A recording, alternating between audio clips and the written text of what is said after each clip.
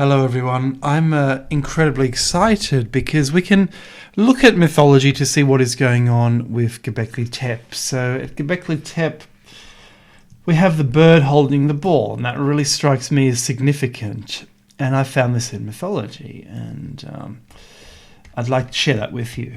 So in mythology, and this is the closest thing I can find, Judaism and Christianity. In Judaism, the phoenix is known as Milcam or Koi.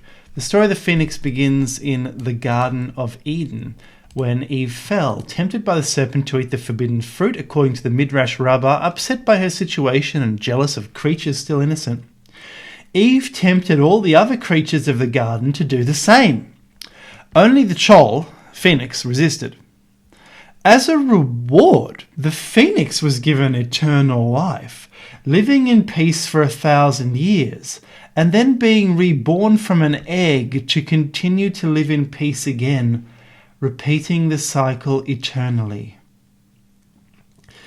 Rabbi Shlomo Yitzhaki, better known as Rashi, commented that death has no power over the phoenix because it did not taste the fruit from the tree of knowledge. Phoenix appears in the book of Job. Just going to do that. Phoenix appears in the book of Job. I shall multiply my days as the Chol, the phoenix, again indicating long life, if not immortality. Became a symbol of Christianity, and we see this also in, as I showed, in the book of Kells, where it seems to be the Hindu god Garuda, also the other one, Gandabarunda, Garuda and Gandabarunda.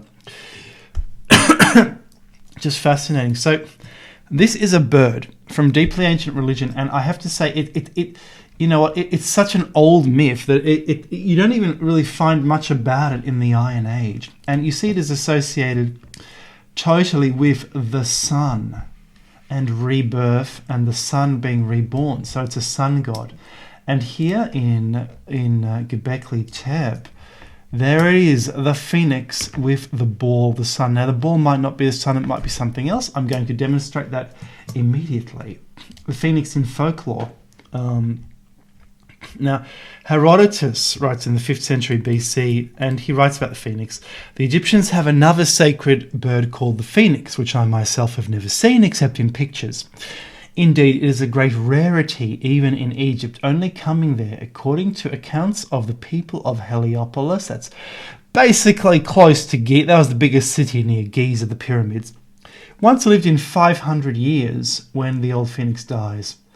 Its size and appearance, if it is like the pictures, are as follows. The plumage is partly red, partly golden, while the general make and size are almost exactly that of the eagle. They tell a story of what this bird does, which does not seem to me credible, that he comes all the way from Arabia and brings the parent bird, all plastered over with myrrh, to the temple of the sun. So it's a sun god, and there buries the body. In order to bring him, they say, he first forms a ball of myrrh. So the ball of myrrh is something like that. So he is carrying his parent in the ball of myrrh. That is seen at Göbekli Tepe. Thanks, Herodotus. As big as he finds that he can carry. Then he hollows out the ball and puts his parent inside, after which he covers over the opening as fresh myrrh, and the ball is then of exactly the same weight as the first. So he brings it to Egypt, plastered over, as I have said, and deposits it in the temple of the sun. Such is the story they tell of the doings of this bird. How amazing is that? He's taking that to the temple of the sun to be resurrected, maybe as this bird here. So that, it looks a bit like a vulture, that is the phoenix in Göbekli Tepe depiction. And you can see it looks very Egyptian in the style. So these people might have become the Egyptians. They might be the ancestors of the Egyptians. I love that. There we see a scorpion. Scorpion is Manticore mythology. The scorpion was a strange creature. Head of a man, body of a lion. Also a bit baboon, so it's obviously Egyptian Thoth. But it's also mixed with a Edward Topsell in 1607 described the manticore as bred among the Indians, having a terrible row of teeth beneath and above, whose grandiose roughness and feet are like a lion's, his face and ears like unto a man, his eyes grey, the colour red, his tail like a scorpion of the earth armed with a sting. And it can run fast, and it's been compared to it's related to the French conception of the Sphinx. The Sphinx might have been a manticore. The manticore looks maybe like that. A lion with a man's face, that's the Sphinx. But I'm very interested that we have a scorpion related to that. That relates to this. How is the manticore used in mythology? It was a man-eater. So this is resurrection again. So a man-eater described by I think it is the tiger, according to Pausanias. He thinks it's like a tiger, basically. And I have to tell you, there is no mythological reference here. Fascinating, but again, that is a resurrection kind of thing. If it's something that's eating a man, resurrecting him, that's what the scorpion's all about. That's resurrection. I think that is a roof. That is not. That is a roof. That is not bags. And what else is there here? So this is a resurrection. So actually, yes, this is a temple, and this proves this is a temple to my thinking. But this is so fascinating. This explains that. That is the phoenix, guys. I wonder if anyone has said this before, but that is clearly what it is. From the Aberdeen Bestiary, the phoenix looks like that. It's related to the sun. It's resurrection. There's a little bit more about it I want to show you. This is just fascinating. The phoenix dies and is reborn again. This is from Dante's Inferno, when it approaches its 500th year. On herb or grain it feeds not in its life, but only on tears of incense and ammonum, and nard and myrrh are its last winding sheet.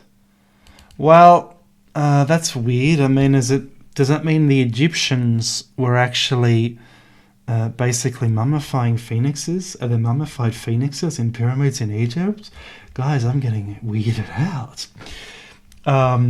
That's fascinating. Now, there's more on there's even more on the phoenix. If I look up phoenix mythology, I did see some more which I do want to share with you. Let's look at Greek mythology. So basically, it's related to the civilization of Phoenicia. It has a similar sound to it, and then it was red and purple, like the Phoenicians, right? Producing purple dye from conch shells. Yes. Okay, that's not the page I was looking for. Let's go back, and I was looking for that. I think that page there, and let's check that. What is a phoenix? The rebirth of the phoenix. Alternate versions of the story. This is what I'm looking for. Finally, a lesser version of the story of the phoenix claims the phoenix begins to show its age when it reaches the final years of its lifespan. It flies to the mortal world, losing many of its beautiful feathers and lovely coloration along the way. When it is finished building its nest, it sets itself on fire, allowing the next phoenix to come forward. So in the first version, the phoenix went west into the mortal world. It was necessary to come to leave paradise and enter our world so that creature could be reborn. It flew west until it reached the spice groves of Arabia. It stopped there to collect only the finest herbs and spices, especially cinnamon, before continuing its journey to Phoenicia. Once the phoenix reached Phoenicia, it built a nest of the herbs and spices it had gathered and waited for the sun to rise. The next morning, the sun god began to drag his chariot across the sky. The phoenix would turn east to face him like the Sphinx, right? As the sun rose from the horizon. It would then sing one of the most beautiful and haunting melodies known to man.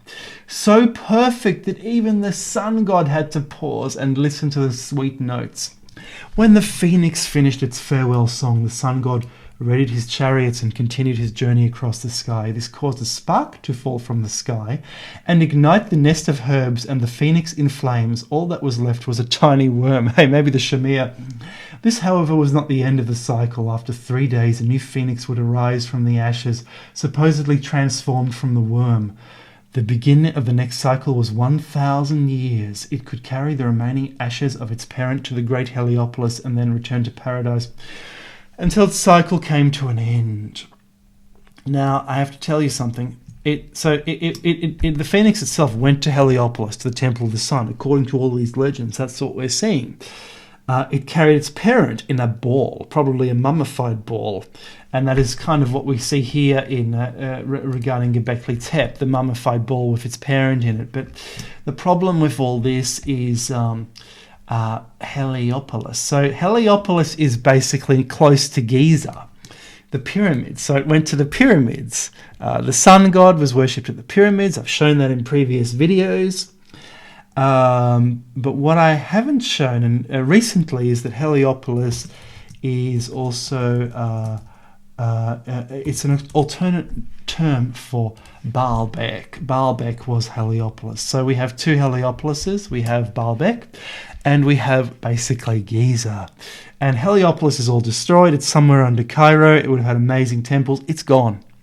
It was the best city in the world. It's gone. Unfortunately, there was a huge library. It's gone. Nothing is left. Only the pyramids are left. It's so sad. But that is another city of the Phoenix. Guys, I hope you've enjoyed this insight into Göbekli Tepe archaeology. Cheerio.